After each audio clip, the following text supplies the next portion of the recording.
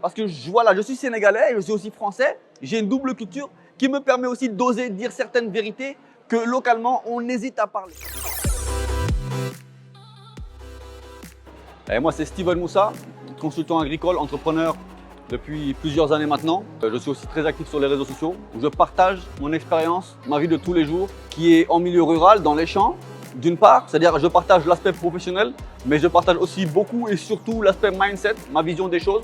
Voilà, simplement essayer de conscientiser, d'éveiller un peu la jeunesse dans les réalités actuelles du monde. Mon métier, c'est d'accompagner les investisseurs, de les conseiller, de les accompagner sur la phase principalement d'aménagement. Les réseaux me permettent simplement de partager ma vision, mon point de vue et mon quotidien. Aujourd'hui, dans le domaine agricole, qui est très large, il y a énormément de jeunes sénégalais, parce qu'on parle du Sénégal, qui communiquent et qui communiquent principalement sur leurs activités. Donc, c'est un moyen aussi de se vendre et de vendre ses prestations, simplement.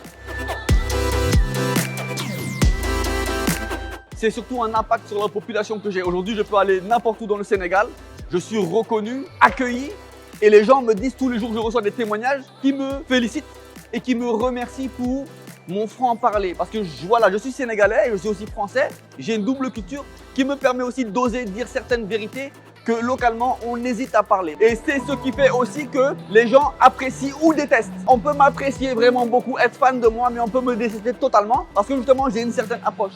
C'est-à-dire que dafa am loo xamante ne bu ñu nee jubal jubanti loolu la ñu war a njëkkee maanaam jubanti lu dëng lii.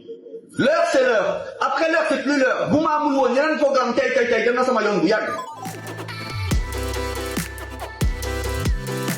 C'est que les gens doivent être éveillés, doivent comprendre qu'on est dans un monde où les choses évoluent vite et on ne peut plus se contenter de vivre comme il y a certaines années.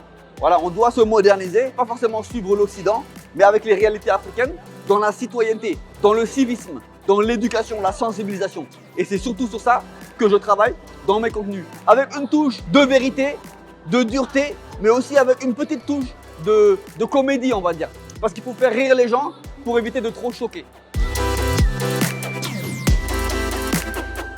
L'agriculture est un métier pénible, dur, qu'on doit aimer. C'est un mode de vie.